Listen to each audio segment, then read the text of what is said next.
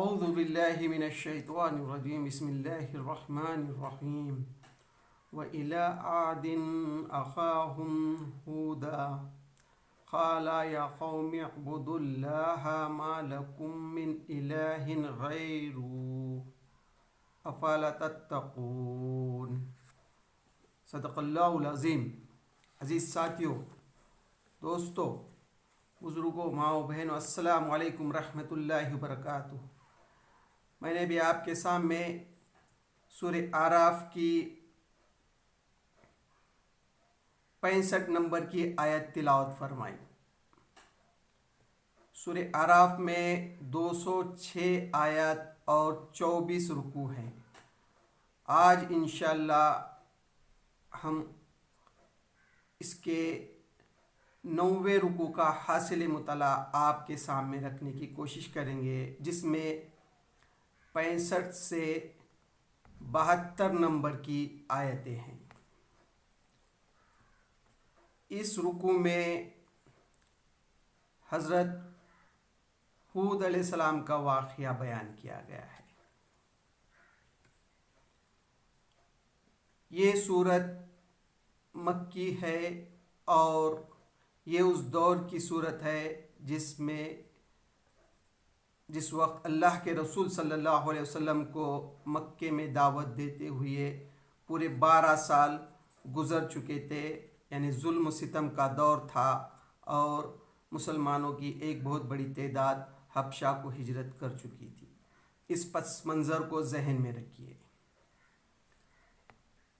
یہ سورت، جیسا کہ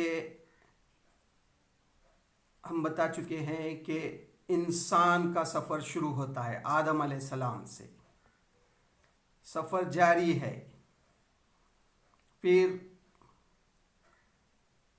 6 رکوع آتے آتے اختتام کو بھی پہنچ جاتا ہے، قیامت بھی قائم ہو جاتی ہے، نیک لوگ جنت میں جاتے ہیں اور بدکار لوگ جہنم میں ڈال دیے جاتے ہیں۔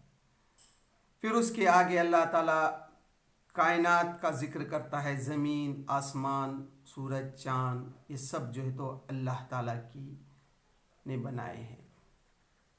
پھر اس کے بعد اور انسان کا سفر جو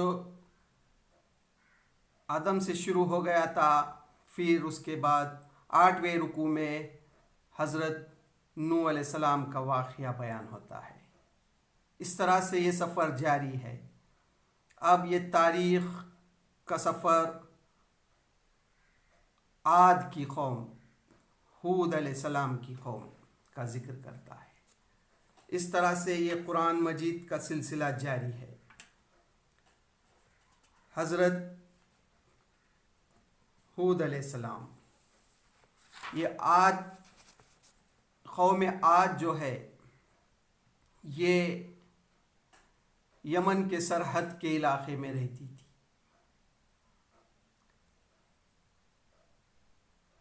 وہاں یہ قوم رہتی تھی۔ نوح علیہ السلام کے بعد یہ وہ قوم ہے جس کو اللہ تعالیٰ نے خلیفہ بنایا، اس دنیا میں زمین میں بسایا اور ان کو خلافت دی، لیکن شیطان نے ان کو آہستہ آہستہ بھلائے میں ڈال دیا اور خواہشات نفس کی پیروی میں مبتلا کیا، اور یہ اللہ کی چھوڑ کر نفس کی بندگی کرنے لگے، اللہ کی بھلا دیے۔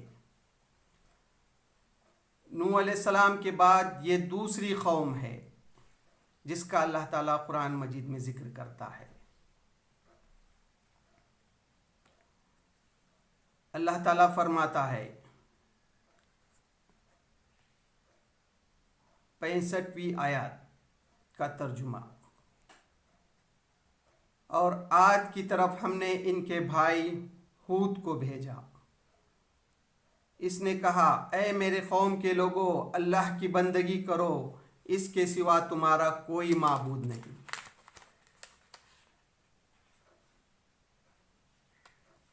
عاد کی قوم کی طرف اللہ تعالیٰ نے ہود علیہ السلام کو بھیجا. نوح علیہ السلام کے بعد ہود علیہ السلام کو. انہوں نے اپنی قوم کو کہا، نوح علیہ السلام کی جو قوم تھی، جو بت پرستی مبتلا ہو گئی تھی، جس طرح سے اللہ تعالیٰ نے ان کو طوفان میں ختم کر دیا. پھر کشتی میں جو لوگ سوار تھے، بس انہی کی نسل سے یہ دنیا چلی. اب یہ تاریخی سفر ہود علیہ السلام پہ آیا ہے، عاد کی قوم. اور طریقہ بھی قرآن مجید میں وہی بتایا جا رہا ہے جو نوح علیہ السلام نے اپنی قوم کو دعوت دی تھی. جس طرح سے اسی طرح عاد کی قوم کو بھی ہود علیہ السلام جو ہے اپنی قوم کو مخاطب ہے. اور عاد کی طرف ہم نے اپنے بھائی ہود کو بھیجا. اس نے کہا، اے میرے قوم کے لوگوں. ہود علیہ السلام وہی انداز جو نوح علیہ السلام کا ہے، وہی انداز جو رسول اللہ صلی اللہ علیہ وسلم کا تھا. اپنی قوم سے محبت برے انداز میں کہہ رہے ہیں ہود علیہ السلام، اے میرے قوم کے لوگوں. جس طرح نوح علیہ السلام نے کہا، جس طرح رسول اللہ صلی اللہ علیہ وسلم نے کہا، اللہ کی بندگی کرو، اس کے سوا تمہارا کوئی معبود نہیں. اللہ کی بندگی کرو، اس کے سوا کوئی معبود نہیں. اس کی قوم کے کافر سرداروں نے جواب دیا. ہود علیہ السلام کے جو کافر سردار تھے، جو نافرمان تھے، وہ جواب دیتے ہیں جس طرح سے نوح علیہ السلام کے قوم کے سرداروں نے جواب دیا تھا، جس طرح سے رسول اللہ صلی اللہ علیہ وسلم کے قوم کے سرداروں نے، عرب کے سرداروں نے جواب دیا. جب اللہ کے رسول صلی اللہ علیہ وسلم نے مکے میں اعلان کیا، جو تم خانہ کعبہ میں 360 بھوتوں کی پوجا کرتے ہو، جبکہ تم کو اللہ تعالیٰ نے پیدا کیا، تم ایک اللہ کی عبادت کرو. لیکن انہوں نے انکار کیا. طریقہ وہی ہے. دنیا میں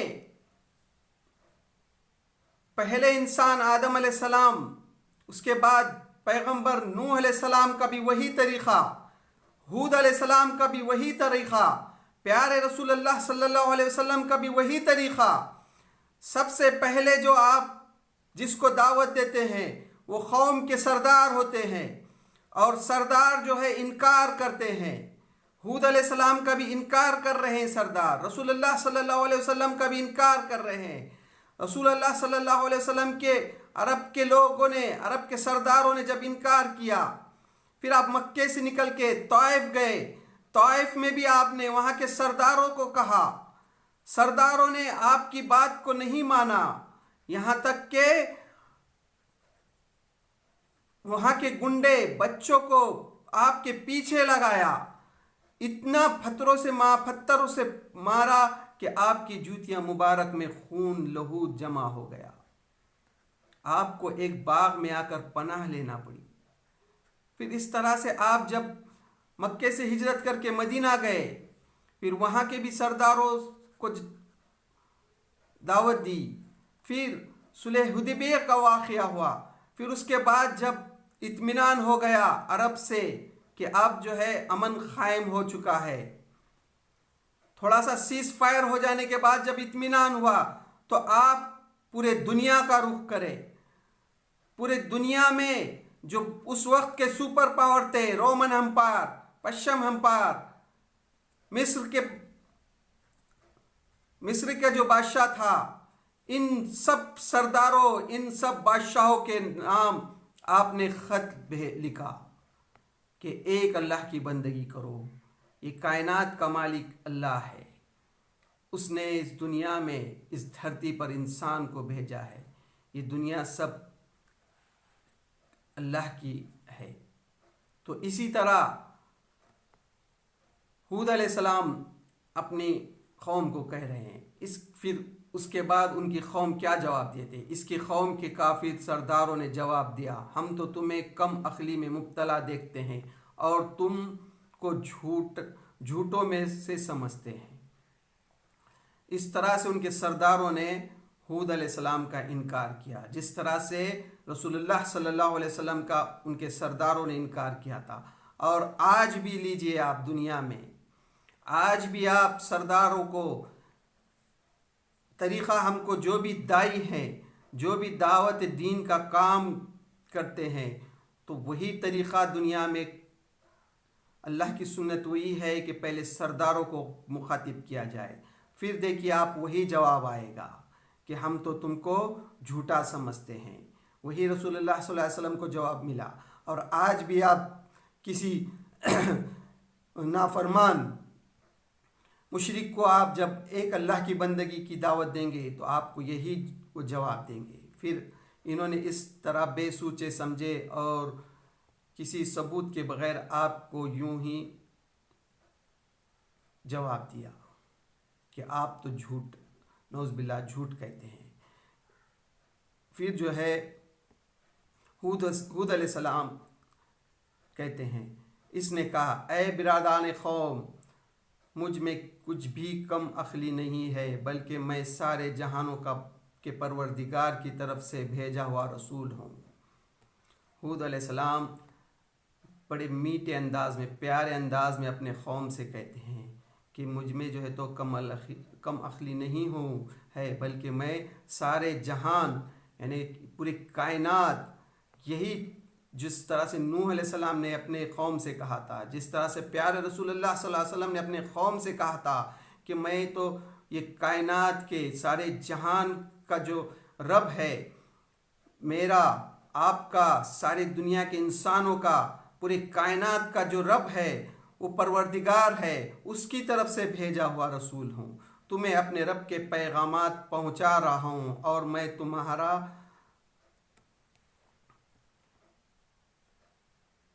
تمہارا خیر خواہ اور ناصر ہوں۔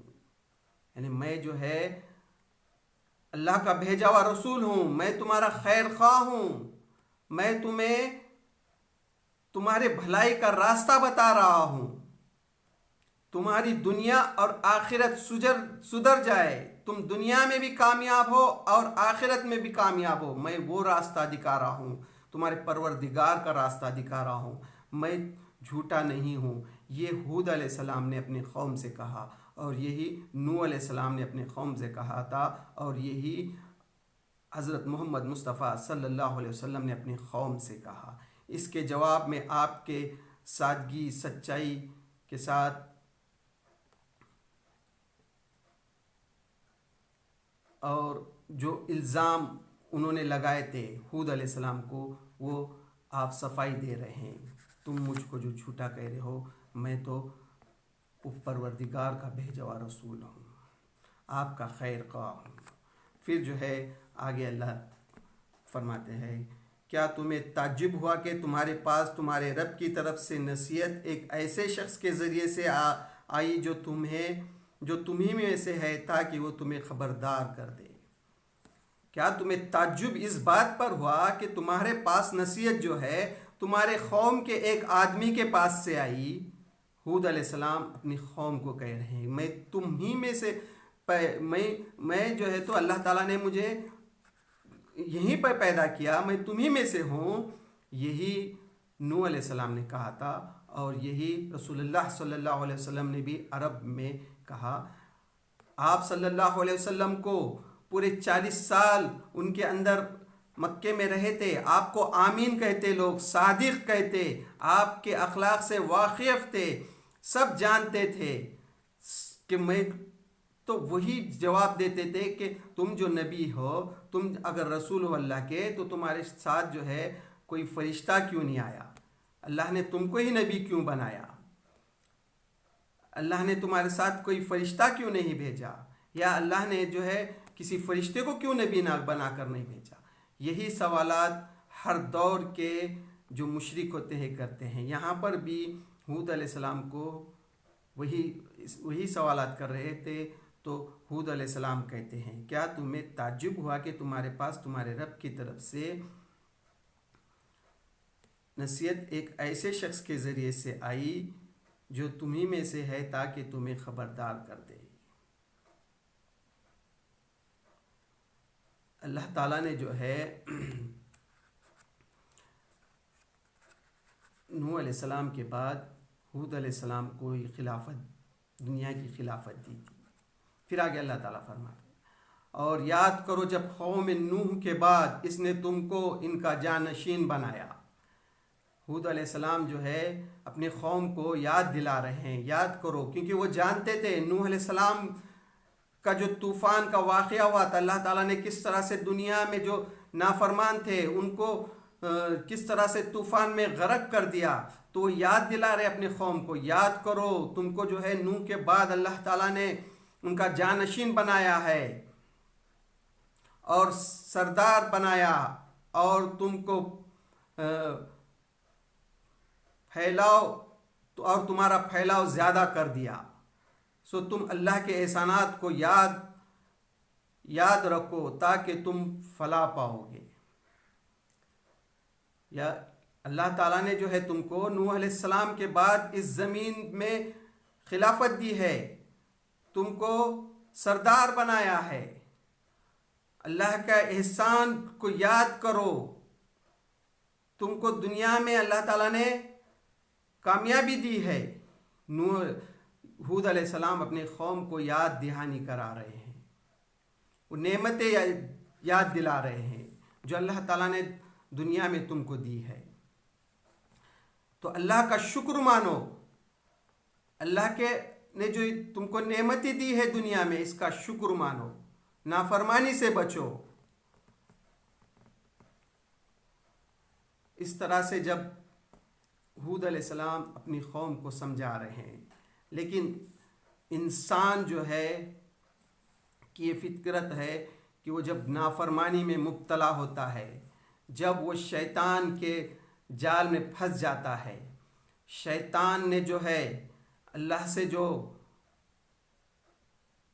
ایک مدت لی ہے کہ وہ انسان کی حسد میں اس کو جو اللہ تعالیٰ نے ذلیل کیا تو اس کو وہ گمراہ کر کے چھوڑے گا، تو اس طرح سے وہ انسان کو خواہشات نفس کی پیروی میں مبتلا کرتا ہے اور وہ جو ہے اندھا ہو جاتا ہے، اور وہ جو فطرت ہے انسان کی، انسان کو جو اللہ تعالیٰ نے دنیا میں بھیجا صرف اور صرف اللہ کی عبادت کے لیے، لیکن شیطان اس کو بلائے میں ڈال دیتا ہے اور وہ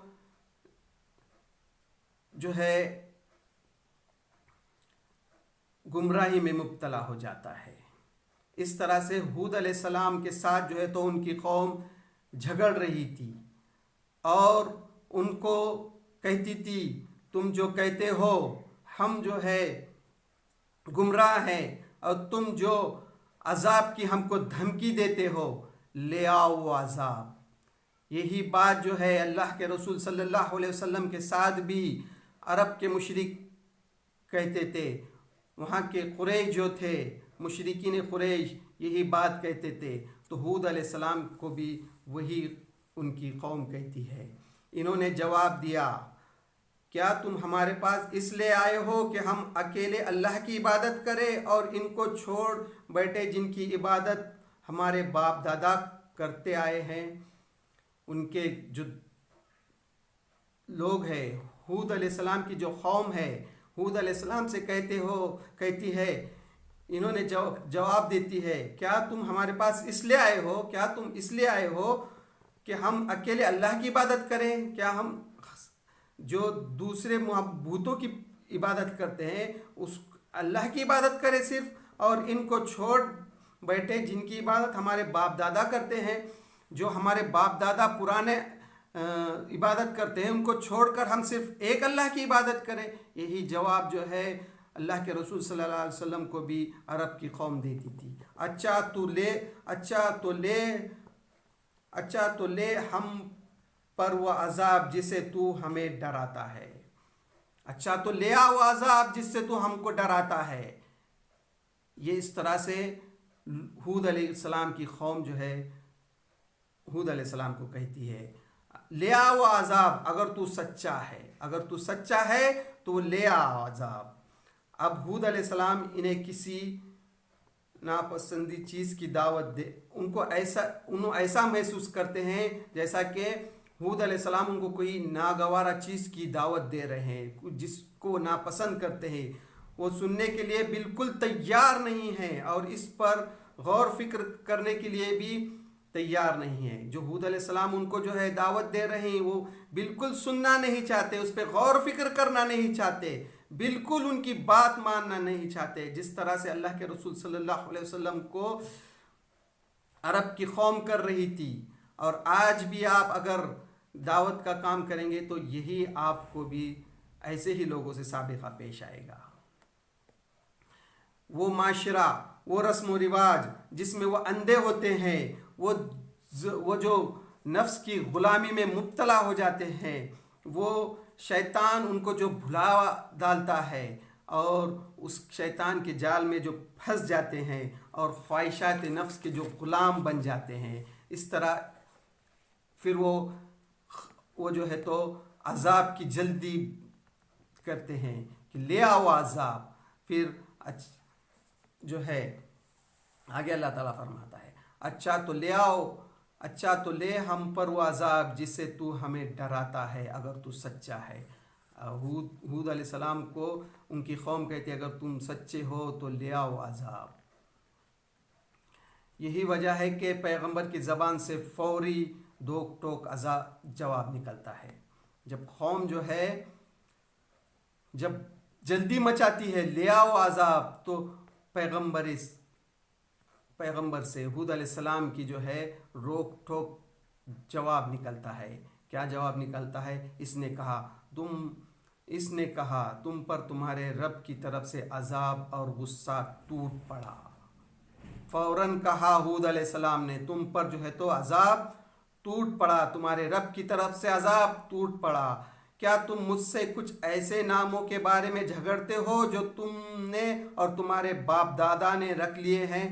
یعنی انہوں نے جو نام رکھے تھے بھوتوں کے، تم اس سے جھگڑتے ہو جن کے لیے اللہ نے کوئی سن نہیں اتاری، جس کے لیے اللہ نے کوئی سن نہیں اتاری۔ سو تم انتظار کرو، میں بھی تمہارے ساتھ انتظار کرتا ہوں۔ ہود علیہ السلام نے فوراً جواب دیا کہ پکڑ لیا اللہ تعالیٰ نے، اللہ کا عذاب جو ہے تو تمہار پر ٹوٹ پڑا۔ پھر ہود علیہ السلام نے انہیں اس انجام بد سے خبردار کر دیا۔ جس کی اطاعت آپ کو اللہ کے رب، جس کی اطلاع جو ہے اللہ تعالیٰ نے آپ کو دی، آپ نے ان کو وہ فیصلہ سنا دیا کہ اللہ کا عذاب تم کو پر آئے گا، آ گیا۔ پھر آگے یعنی فوری جو ہے اس کا فیصلہ سنا دیتے ہیں ہود علیہ السلام، جس کے لیے خود جلدی مچا رہے تھے۔ ہود علیہ السلام اپنی قوم سے کہتے ہیں، آپ ان کے سامنے کہتے ہیں، اپنی قوم کو کہتے ہیں کہ وہ عذاب آ گیا۔ اس نے کہا تم پر تمہارے رب کی طرف سے عذاب اور غصہ ٹوٹ پڑا۔ کیا تم مجھ سے کچھ ایسے ناموں کے بارے میں جھگڑتے ہو جو تم نے تمہارے باپ دادا نے رکھ لیے ہیں، جن کے لیے اللہ نے کوئی سن نہیں اتاری ہے؟ سو تم انتظار کرو، میں بھی انتظار کرتا ہوں۔ اب جو ہے ہود علیہ السلام اپنے قوم سے کہہ رہے ہیں تم جس عذاب کی جلدی مچا رہے ہو نا، وہ آ گیا، آئے گا عذاب، تم بھی انتظار کرو، میں بھی انتظار کرتا ہوں۔ پھر آگے اللہ تعالیٰ فرماتا ہے، کیا تم مجھ سے کچھ ایسے ناموں کے بارے میں جھگڑتے ہو جو تمہارے باپ دادا نے رکھ لیے ہیں، جن کے لیے اللہ نے کوئی سن نازل نہیں کی؟ یعنی تم اللہ کے ساتھ جن دوسرے معبودوں کی پرستش کرتے ہو، ان کی کوئی حقیقت نہیں ہے، یہ صرف کچھ نام ہیں جو تم نے اور تمہارے باپ دادا نے اپنے طور پر رکھ لیے ہیں۔ یہ نہ اللہ کی طرف سے ہیں اور نہ اللہ نے ان کا حکم دیا ہے، اس وجہ سے انہیں کوئی قوت، کوئی طاقت حاصل نہیں ہے اور نہ تمہارے پاس ان کے حق میں کوئی دلیل ہے۔ یہ ہے ان ہود علیہ السلام کا کس قوم کو جواب۔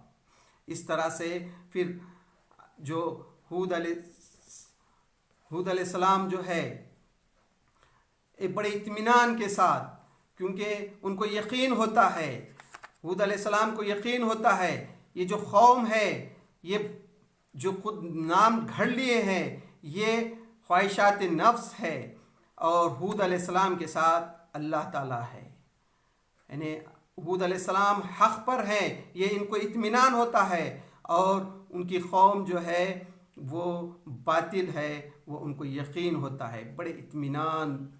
اور یہی معاملہ جو ہے ہر دائی کا ہوتا ہے، کیونکہ وہ ہر دائی کو یقین ہوتا ہے وہ جو دعوت دے رہا ہے ایک اللہ کی دعوت، تو اس کے ساتھ اللہ تعالیٰ ہے۔ اللہ کے رسول صلی اللہ علیہ وسلم کو بھی یہی اطمینان تھا۔ آپ جو ہے پورے مکے میں رہنا دشوار ہو گیا تھا، لیکن ان کو یقین تھا کہ اللہ ہمارے ساتھ ہے، یہاں تک کہ آپ کو ہجرت کر کر مدینہ جانا پڑا، صرف ابو بکر ہیں ساتھ میں، اور غار سور میں ہیں، دشمن غار کے قریب آ گیا ہے، دشمن کے قدم نظر آ رہے ہیں ابو بکر کو، لیکن اللہ کے رسول صلی اللہ علیہ وسلم ابو بکر سے کہتے ہیں غم نہ کرو، اللہ ہمارے ساتھ ہے۔ یہ ہوتا ہے یقین، اور یہی ہود علیہ السلام کو بھی ہے۔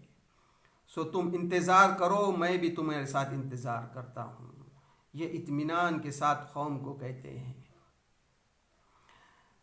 یہ یقین اتنا پختہ ہوتا ہے کہ ہر زمانے میں دائی کو یہ قوت دیتا ہے، طاقت دیتی ہے، جس طرح سے آج بھی جو لوگ حق پر ہیں، خاص کر پھر وہی جو فلسطین کے غزہ کے مسلمانوں کو اطمینان ہے، ساری دنیا ٹوٹ پڑی ہے، پورے سپر پاور ٹوٹ پڑے ہیں، ان کو نیست نابود کرنے کے لیے ٹوٹ پڑے ہیں، آسمان سے آگ برسا رہے ہیں، کھانے کے لیے کھانا نہیں دے رہے ہیں، پینے کے لیے پانی نہیں دے رہے ہیں، لیکن ان کو اطمینان ہے کہ اللہ ہمارے ساتھ ہے، ہمارا کچھ بھی بگڑ نہیں سکتا۔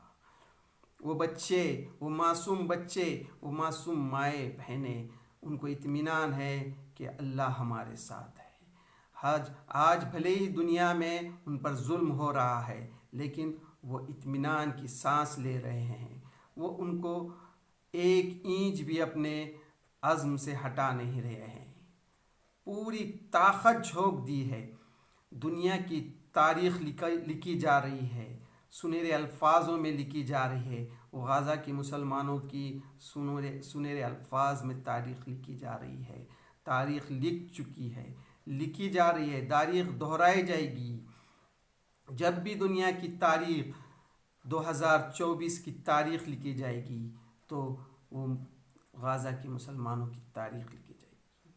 ان کو یقین، ان کا ایمان، ان کا اللہ پر بھروسہ۔ اسی طرح ہود علیہ السلام بھی اپنے قوم کو اطمینان کے ساتھ جواب دیتے ہیں۔ اس کے بعد سلسلہ کلام میں انتظار کا موقع دیے بغیر ارشاد ہوتا ہے، کوئی انتظار کا موقع نہیں، اب ارشاد ہوتا ہے آگے، بس ہم نے اپنی رحمت سے اس کو اور اس کے ساتھیوں کو بچا لیا اور ان لوگوں کی جڑ کاٹ دی جنہوں نے ہماری آیات کو جھٹلایا اور وہ ایمان لانے والے نہیں تھے۔ پھر اللہ تعالیٰ جو ہے آگے فرماتا ہے، اس طرح سے اللہ تعالیٰ نے جو ہے ان کی جڑ کاٹ دی، یعنی پورا نیست و نابود کر دیا۔ اس طرح سے یہ 90 رکوع کا اختتام ہوتا ہے، جس میں ہود علیہ السلام کا واقعہ بیان کیا گیا ہے، اور یہاں پر جو ہے ان پر کس طرح سے عذاب آیا، کس طرح سے قوم کو ختم کیا گیا، اس کی تفصیل نہیں بتائی گئی ہے۔ یہاں جس مقصد کے لیے یہ واقعہ بیان کیا گیا ہے، ہم بھی اسی مقصد